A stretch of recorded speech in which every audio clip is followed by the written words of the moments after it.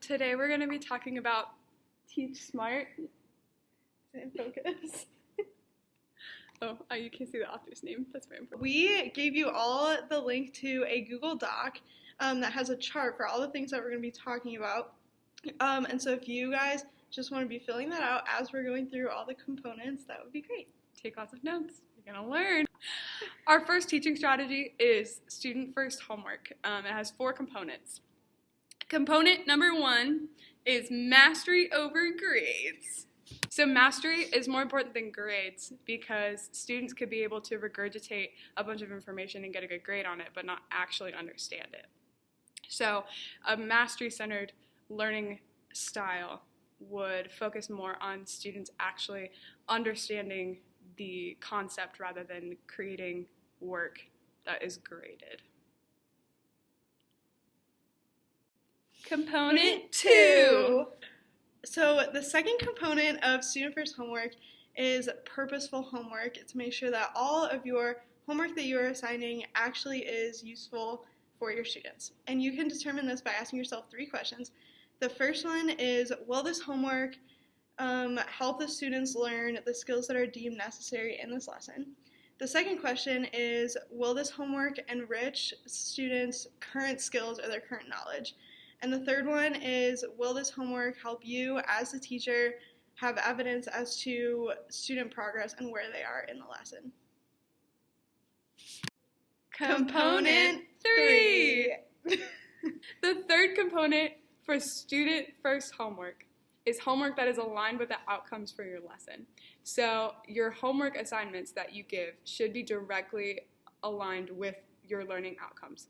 So if your homework assignment that you're assigning has nothing to do with the things that your students should be able to do by the end of your lesson, then your homework assignment doesn't work and it needs to be reconstructed. Component 4. Whatever major. You should have done that for 3. Dang it! Oh, well. So the fourth component of student first homework is feedback that informs all parties, so the teacher and the student. So feedback that is helpful for the teacher to make informed instructional decisions in the future and for the students to make informed learning decisions in the future based on how they did on that homework. Good stuff. All right, time for strategy number 2, which is differentiate daily. Component 1. So component 1 is using multiple assessments to monitor your students' progress. You can do this in several different ways, such as pre-assessment. Ooh, we love pre-assessment. Also, daily formative assessments, which, because you should differentiate daily, is a very good option. And there's lots of different options that you have for these, such as electronic voting devices, exit slips, individual whiteboards if you're in a math class, high-level questioning, or like mentor-mentee activities as a partnership with a younger classroom or something like that. Component 2. So the second component of differentiating daily is enrichment activities. So these are activities for the students who may not have understood the concept fully the first time during instruction, and so these are activities, like further activities to help them understand. And so there are several ways to do this, and 2 examples are having a teacher assistant there to help and maybe explain the concept a different way, or adjusting the complexity of the text so that the student can understand it. Component 3. So the third component of differentiating daily is remediation outcomes that are aligned with your original standard. So this is not giving like makeup work for a standard that wasn't learned. So for like a big homework assignment that wasn't turned in, this is instead giving students another chance to make sure that they are aligned with the state standards and to make sure that they fully understand all the concepts that they're supposed to so that they're not behind going into the next school year. The fourth component of differentiating daily is having pre-planned activities before you go into class. So knowing what you want the students to learn at the end, knowing how you're going to get them there, and knowing what you're going to do if there are students who do not understand, and having backup plans for that. Third strategy. is give students the right to choose.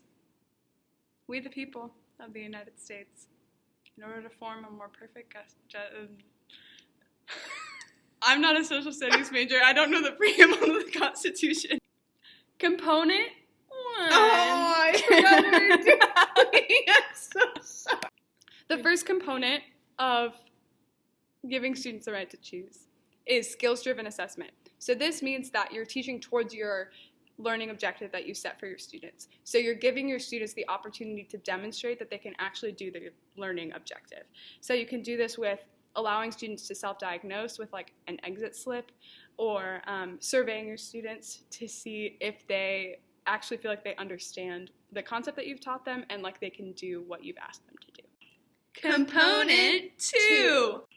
So the second component of giving students the right to choose is flexible product options. And so what this means is when you're assessing students, you want to give them multiple options on how they are going to present, or how you are going to assess that they know the knowledge.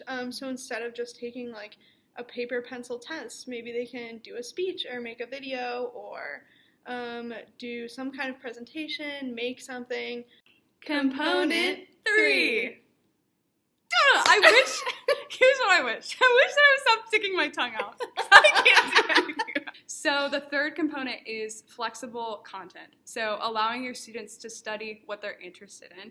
So if students, for example, are writing a research paper in my English class, as long as they're meeting my content requirements of writing a research paper, I can allow my students to write about whatever they want. So that just allows students the voice and choice to decide what they want to learn about. Component 4. So the fourth component of giving students the right to choose is having high rigor for all students. And so this means teaching a lesson that goes beyond the basic memorization of knowledge into like higher level thinking and to understanding, just like in Bloom's taxonomy, going up those levels. Thanks for tuning in. Those were 3 strategies from the book Teach Smart. So don't forget to fill out that Google Doc. Don't forget to subscribe. If you like what you see, hit that little subscribe Slam that button. like button. Slam that like button.